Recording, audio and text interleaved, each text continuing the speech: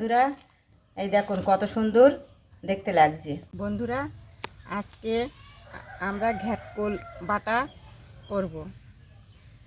অনেকের বাগানে হয়, আনাচে কানাচে হয়। দেখেন বন্ধুরা, আমি এই ঘ্যাটকোলগুলো কেটে নিচ্ছি।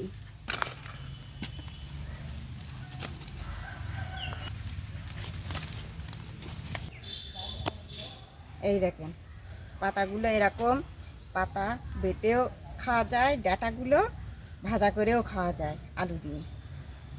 আরও আছে এখানে, আমি এখান থেকে আরও কটা কেটে নেব।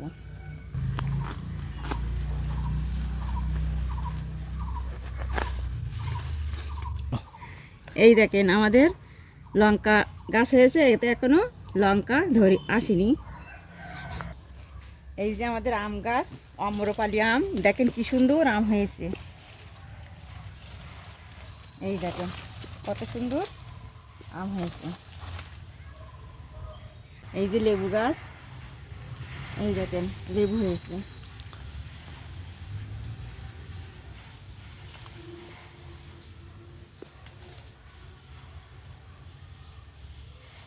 চলেন এবার এগুলো আমি কেটে নিই। বন্ধুরা, আজকে আমাদের এই ঘ্যাটকোলের পাতা বা ডাঁটা সবগুলোই আমি বেটে নেব, নিয়ে এই রেসিপি আপনারা আজকে দেখতে থাকুন।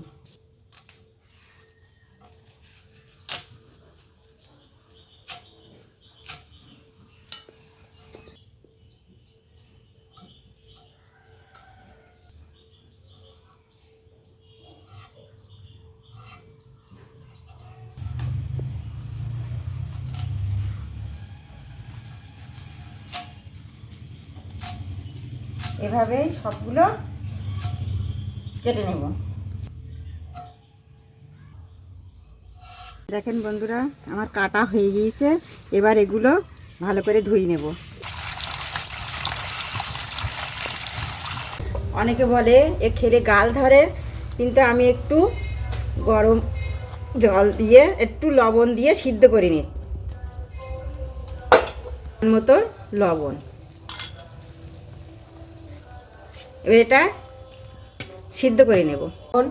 জিরে, হলুদ, পেঁয়াজ, লঙ্কা, কটা শুকনো লঙ্কা, কটা কাঁচা লঙ্কা, আদা, রসুন। এবার এগুলো বেটে নেব।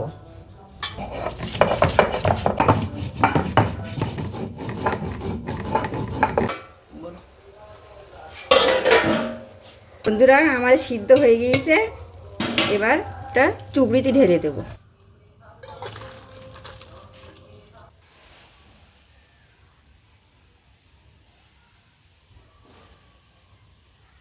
বন্ধুরা, এবার এগুলো মিক্সচার বাটিতে দিয়ে আমি পেশাই করে নেব।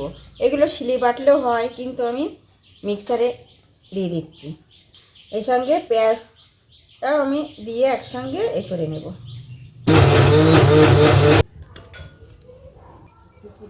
বন্ধুরা, এবার আমি এতে তেল দিয়ে বেটে রাখা মশলাগুলো তেলে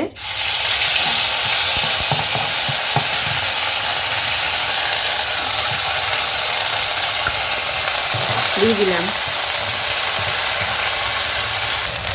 এবার ঘাটকলগুলো আমি মিক্সারে করে নিয়েছিলাম, সেগুলো এতে দিয়ে দিলাম।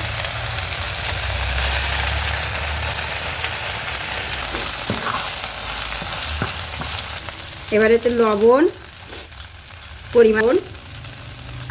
পরিমাণ মতো, হলুদ দিয়ে এটা নেড়ে নেড়ে ভাজা ভাজা করে নিতে হবে।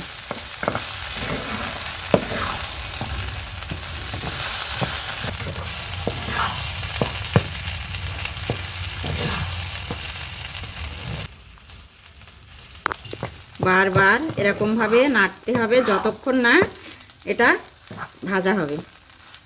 বন্ধুরা, এটা বেশি জোরে জাল দিলে হবে না, আস্তে আস্তে আস্তে আস্তে এর রসটা করতে হবে, শুকনো শুকনো করে ফেলতে হবে।